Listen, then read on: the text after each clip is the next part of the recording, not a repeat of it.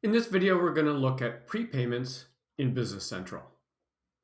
Hi, my name is Mark Vickers. I'm the Senior PrintVis Consultant here at Sabre Limited.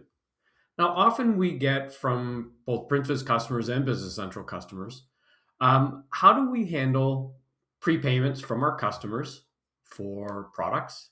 Or how do we handle prepayments we have to make to our vendors? So we're going to take a look at that in this presentation.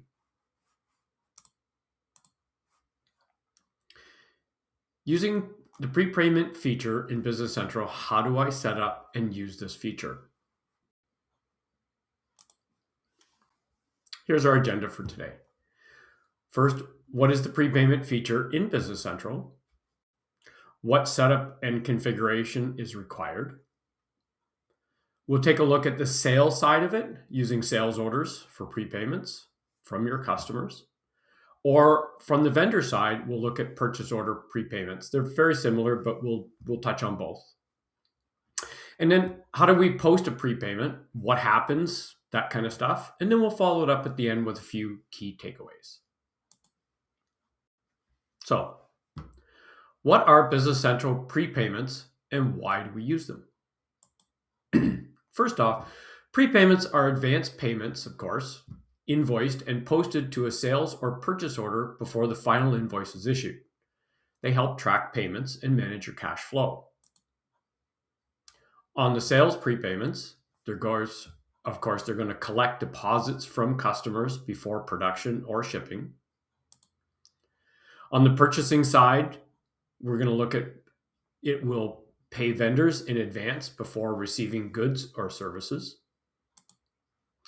And in the background, what we're going to handle is automatically it's going to look after prepayment amounts. They're tracked separately in the system, so we can see them separately and process them. Prepayment amounts are automatically applied when the final invoice is posted. It makes it a whole lot easier. So let's take a look at the setup and configurations that are required.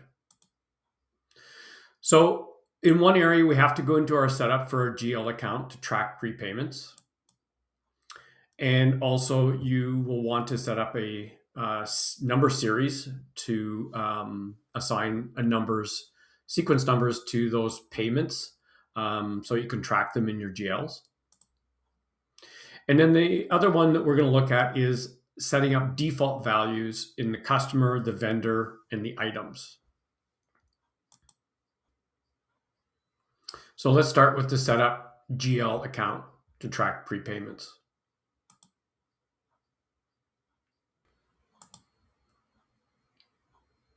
So from the role center, we'll go in and we'll go into our general posting setups. So of course, for here, we need to address in each of the general business posting groups that you need to have this set up. There is a separate column for the sales prepayment account. And this allows you to assign a unique GL account to handling these transactions. So I'm just going to drill in and show. So here we have our customer prepayments. So that'll be for the sales orders. And then if you carry on down farther down in the screen, you have the purchase prepayment amounts as well. And there again, you'll have a separate GL account set up for that. And this is how the system's going to be able to keep them separate from all your other stuff.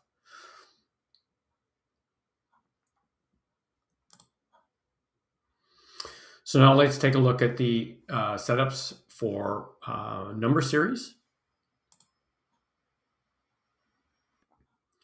So we'll go into our sales and receivables.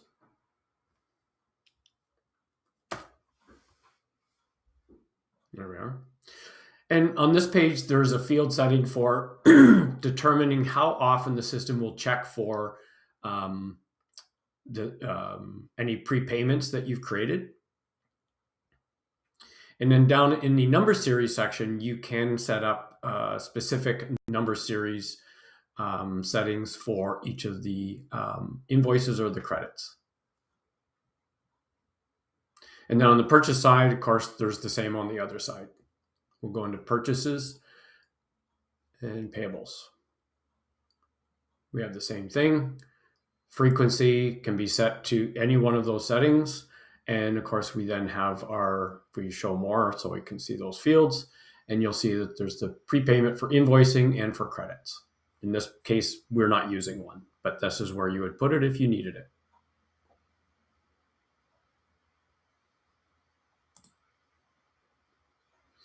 And then the latter area is setting up, and these are optional, but setup of default settings so that they auto-populate when you create them. So I'm going to go in here, and let's go into an actual sales order, and we'll show the options.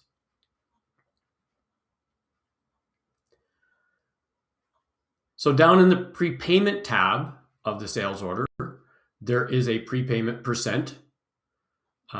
And that can be auto set on that level, or it can be auto populated. If we're going to drill into the customer card, on the customer card, there's a payments tab, and there is a field for setting the default for that customer. There we have it set for 20%.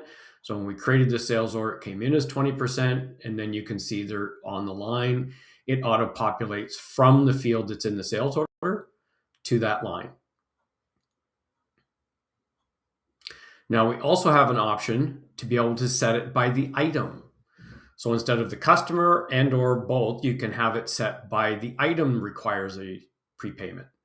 So to go to related tab and down into sales, you'll see a section for sales prepayment percentages. And in this example, we've got it set up specifically for a customer, but also for others. And so you can create quite a different number of setups and series that you need for that item, depending on whether it's a group of customers or however you want to set that. So now when this item is picked on a line, instead of using the 20%, it automatically uses the 18% that's set up in the item itself. And then of course, on any of the lines, you could manually just change the individual line. So we've set this one to 25%, and then again, it recalculates for you.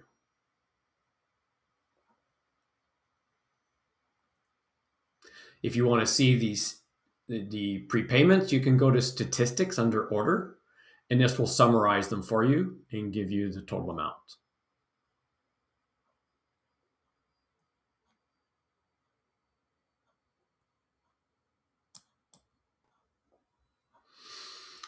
And then of course, on the purchasing side, let's go to a purchase order. We'll open one up here. Same setup. Under the prepayment tab, there's an option to set that on each of them. There's a compressed prepayment option as well in this that allows you to combine all of them that are on the same GL account. But we can also go up and actually make it a default for a given vendor. So here I'm going to drill into our paper empire, and on the prepayments, or on the payments tab, you have a prepayment percent default that can be set.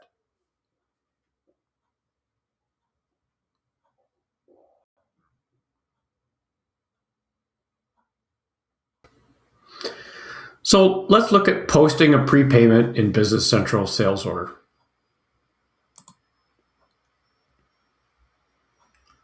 So here we are at our sales order, and we're going to go in and select posting.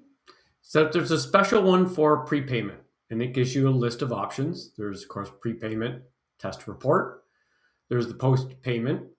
We'll come back to that. And then post payment, printing, credits. So in this one, we're just going to do the posting. Do you want to post the prepayment for this order? Yes. So it's done the posting. Now it's disappeared from the screen because the status changed, and we're going to look into that and show you what happens when you do the posting. So that is no longer an open status. And of course, here we are. What happens after posting a prepayment? So I got the status, the sales order open again. You can see the status has changed to pending prepayment. So this is going to help notify your team that this sales order is actually waiting for a pending prepayment. We can of course see them.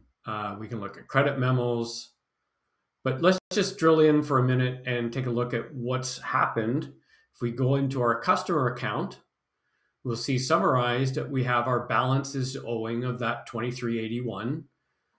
We have our ledger transactions here.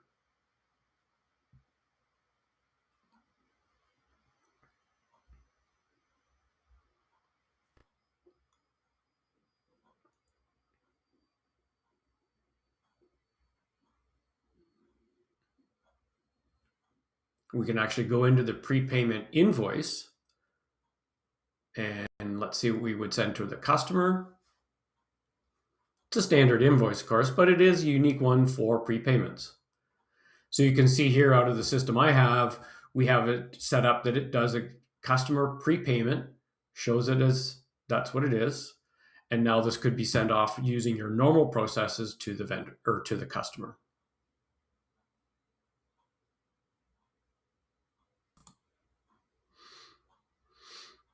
So after the bank deposit is processed, how is this shown on sales order?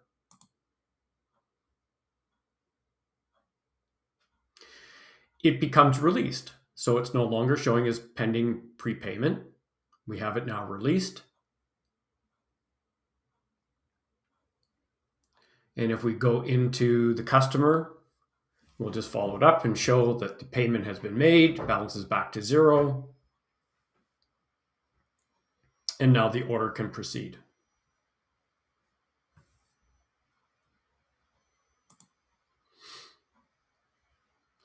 What happens when I process the final invoice with prepayments?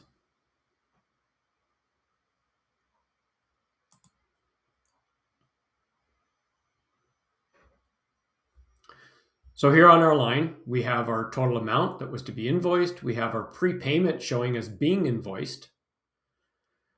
We have our quantity shipped. And now we have our total quantity to invoice. So now it's shipped. We just go ahead and do our normal posting.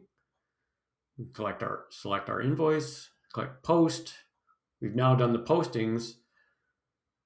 And now let's take a look at our posted invoice. So in the background, it's acknowledged that there is a prepayment. You can actually see that on the line down at the bottom.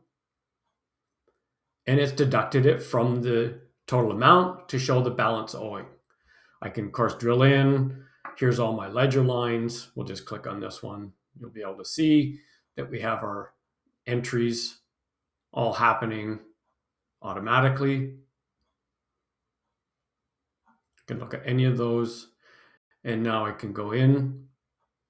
And if we're just going to go ahead and let's see what the invoice would look like, we could send it our normal process to this customer, and we'll just preview it. And then we're going to be able to see that, again, we have all of our line items being shown as invoiced, and we have the deposit that was made, the prepayment discount or deducted from that amount. And so we can now see the final amount. So that's prepayments. So let's summarize these and take a look at some key takeaways. So of course, prepayments help manage cash flow by collecting or paying deposits if you're into purchasing before final invoicing.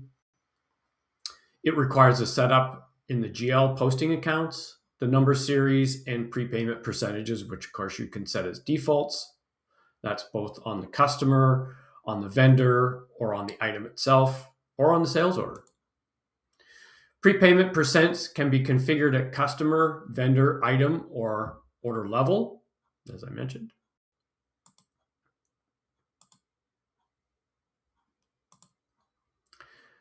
Business Central will automatically apply the prepayments when posting the final invoice. And of course, use credit memos to correct or cancel posted prepayment invoices. This works identically for both sales or purchase orders. Thanks very much for watching.